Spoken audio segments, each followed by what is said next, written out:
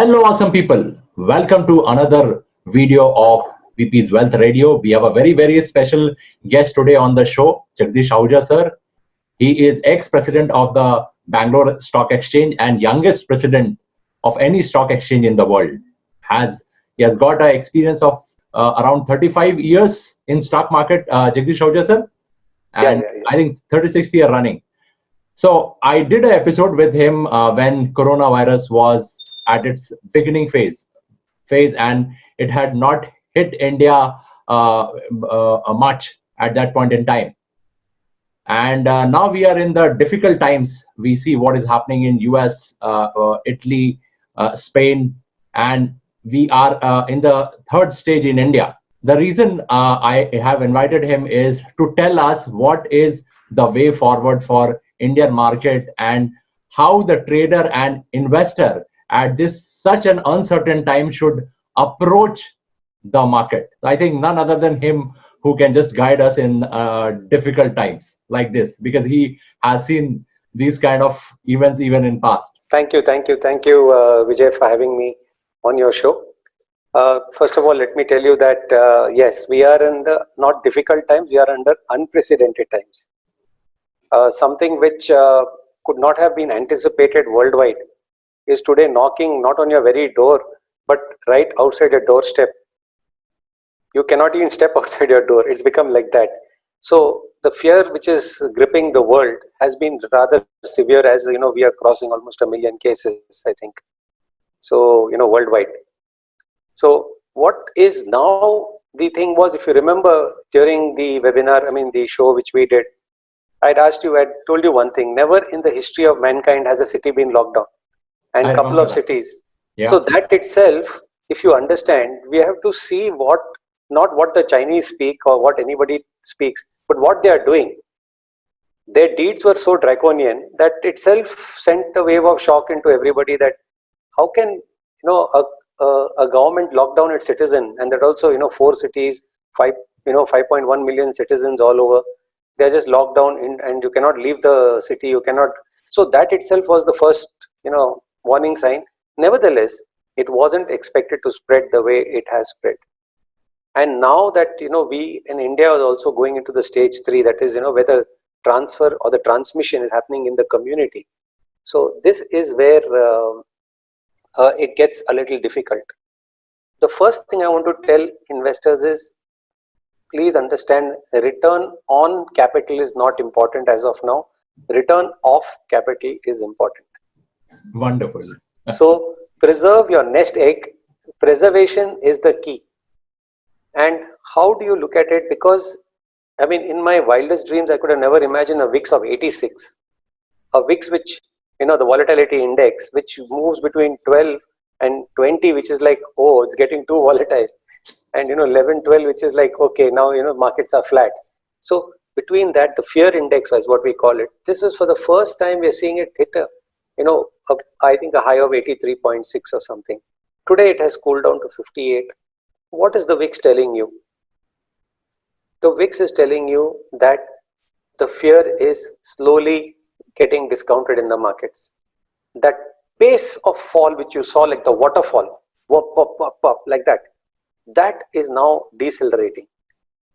But it could again start accelerating. There's no such thing like that. What we feel is that as an investor, now, between now and the next 1 week, we shall see, I think at least New York shall see one of the biggest rise in numbers. India also will see quite a big rise in numbers. Because then what happens, 14 days are over since you've been locked out. And in 14 days, most of the symptoms and whatever quarantine measures had been taken, those would have started to play effect. Pockets would have got identified, buildings would have got sealed, areas would have got sealed and contained. At least to that extent, you could never prevent 100% containment, but should I tell you that maybe 95% containment is possible because we are under lockdown, or maybe 99%. 1% one can't say for sure. So what happens with the next 7 days to come? This is where the figures will rise, but don't get scared. As the figures rise, those are cashing in opportunities. And as an investor, what are you going to look at? You're going to look at, as I told you, return of capital. So you don't invest, first of all, you don't invest a lump sum. You break it up, because you have to break it up. I presume that you would have already invested earlier. You would have already bought something. Should you have bought that, look at buying again. Here the question arises, and this I would make a humble plea to all investors. Please do not average your losing stocks. Yeah. This is where you will get succumbed, because you have bought it on the top here and now you're seeing it here and you feel it's too tempting to buy. My thing is, instead of averaging a dud stock, average a derby stock. Don't bet on a donkey once and bet on the donkey again. Absolutely. Bet on a derby horse. So what do I mean is, look out for different stocks rather than the ones you have got. Look out for the highly priced stocks even today. Look out for the stocks which are not falling in this market. Because those are the ones, if they're not falling with all this bad news, what will happen when the good news comes? Absolutely. You understand? Yeah. So this is the key. Please buy good stocks which are not fallen. Now, if you understand technical analysis, take any of the long-term indicators like a simple 200-day moving average. All the stocks above that will definitely conform to this particular rule. Simple. You can do a 200 exponential or a simple and you'll get your answer. If you're not getting too many stocks, go in for a, maybe 300-day exponential. So you will get, and there will be a certain amount of stocks which are still today, something like, some beautiful pharma stocks you will find, some beautiful FMCG stocks you will find there. And that is where the key lies. You need to be buying stocks which are resilient to the market today. Because if they are resilient today, they will definitely be resilient tomorrow. And when the market again resumes and economy starts roaring, these are the tigers which will run out first. So to give you a small example, we could talk about sectors as well if you would permit me to. Yeah. So what I wanted to cover, Jagdish sir, is now there is a world which is going to shift, right? There are new normals which are going to get set now. So when those new normals will set, I mean, the way I am looking at it is, even if this thing continues, the way we are getting the news, within a year's time, probably we will get a vaccine. And once we get the vaccine, things will start cooling and subsiding. So I'm looking at a time frame of, let's say, 12 months.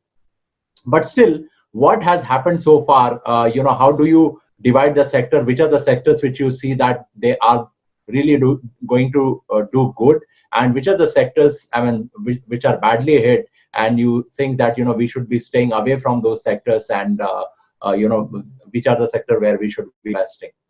The first sector which you should be not looking at is banks.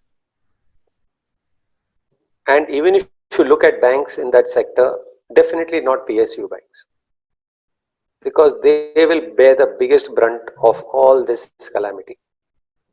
The private sector banks, especially the better ones, are the ones you look at which are having a high amount of CASA, that is, current accounts and savings accounts. Look at those type of banks and invest in them, who are having more of retail exposure, because retail savings are still there. So these are the ones where you should be looking at. So my thing is, other than private banks, public sector banks are a big no-no. You must avoid them completely, because they are already saddled with a lot of earlier historical debt, and now this new thing is, the lockdown is going to cause a stifle in the economy, because money is not rotating. Just think of it. What does a bank do? A bank takes money from you, lends it to somebody else. That's all they do. So I compare the bank to a heart. The heart keeps on pumping. And what is it pumping? It's pumping blood. It takes in bad blood, after that pumps it, and then good blood goes out, right? When it crosses the lungs. So the same thing happens. It takes your deposit, pumps it, goes out as loans. Again, it comes back. Again, it takes it as deposit. Again, it goes out. So it's the heart of the organization, the heart of the country, the heart of economy.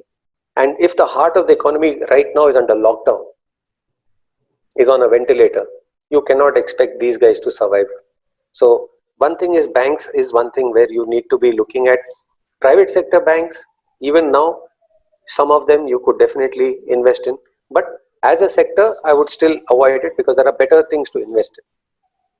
So, if you could, which are those stocks we should be looking at from that perspective?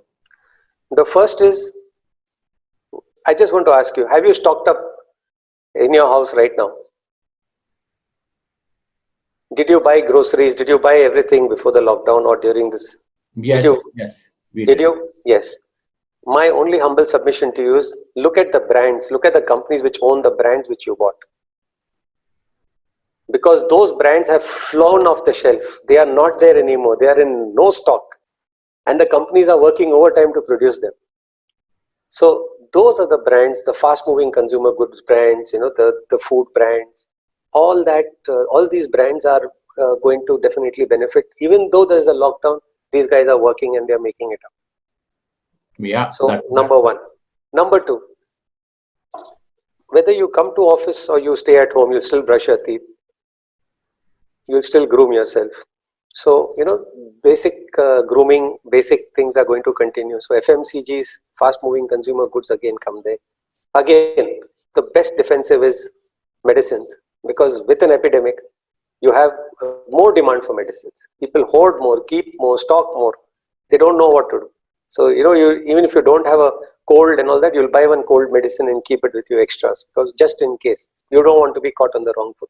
So, huge demand for medicines. So, pharmaceutical stocks. Second, after that, look at what is going to change in the future. Post lockdown, what will change? What is going to change is the way you shop will change. Online is going to be the new normal.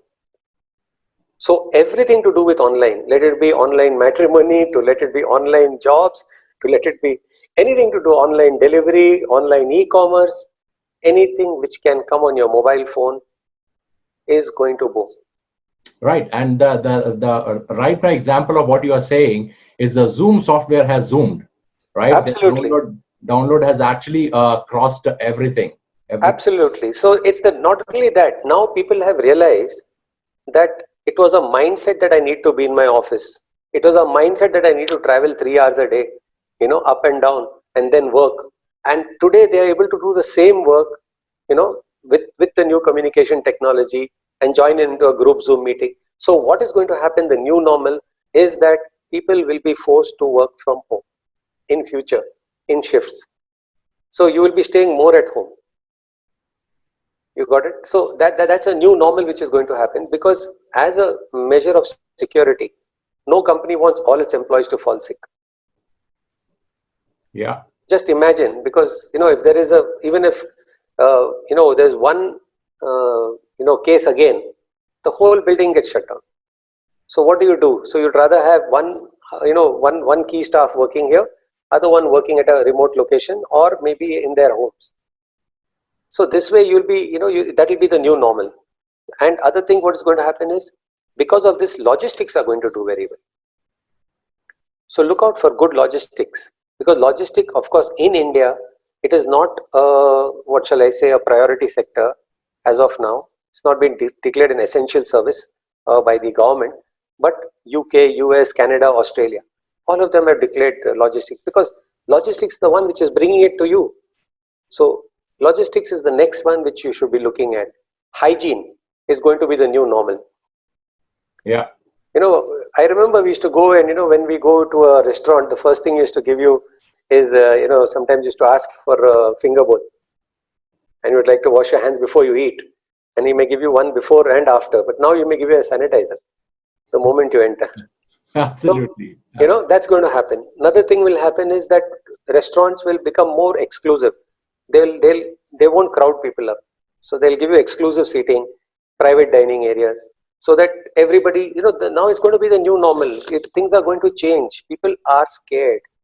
Wuhan, the government there has given, has given tourism and tickets and all that outside, given them coupons. They are not going out. they still prefer being at home. So you please understand, there is still a fear psychosis, because even it's not that all cases are eliminated. One will come up, again you don't know who, where, what, and the fear is still going to linger, and this fear will linger for maybe till the end of the year. It's not going to go very easily. And after that, that becomes a culture. That becomes a new way in which you start doing business. So hygiene, anything to do with hygiene, chemicals to do with hygiene, factories to do making of the hygienic products, anything to do with that, that's going to be the one which is going to benefit, because that's going to be the new normal. Maybe you'll go to your guest's house, the first thing you'll do is, after shaking hands, you will give you a sanitizer. Say, okay, come on, why don't you sit down? You feel safe, he feels safe. I mean, it's okay. I mean, that becomes a new normal. I mean, so one can't look at it. Another thing what will change is protectionism. Every country is dependent on China today. China accounts for 16% of the world's trade. So what happens? They have realized that if they have to be secure, if they need their own medicines, they need their own masks, they need their own, chemicals, they need their own products. So what is going to happen? Every company which is right now depending only on China because of economical reasons has to diversify. And that is where a golden opportunity exists for India. So, that golden opportunity is going to give you immense benefits because we are the second largest, populous nation on the planet, and we've got the second largest workforce. So they are going to cash in on you. The world is going to come knocking here, because the way Modi has been handling this crisis has been pretty good, and he has set an example for the rest of the world. So from that angle, people feel safer now that, okay, we have a base in China, but we need an alternative supply. The world is looking out for alternative supply. That's an opportunity. So look out for the ones where India could develop capabilities for equipment, for items, for goods, services, chemicals, whatever, products, which right now only China has got an exclusive market, which China is catering to. So that's going to happen. In fact, I won't be surprised if India also does the same thing and says, okay, instead of importing from China, make it in India, we will give you 30% subsidy. We will give you 20%. We will bear 20% extra cost, because we understand you can't compete with, the Chinese at that level. We will give you that boost, or we'll increase the customs duty so that, they can't sell in India cheaper. So protectionism is going to be the key. This is going to happen in US. This is already being happening in US. People are questioning, what if China blackmails you tomorrow and says, we're not going to give you drugs? What will you do? What about the masks? Where are you getting it from? So, these questions everybody is asking themselves as the world is getting grip of this pandemic. So one thing is going to be, you will be looking at self-sufficiency in the future. Self-sufficiency is going to be your mantra. How you can be self-reliant without depending on imports, because you don't know which country is going to have which pandemic and when. So that's another thing.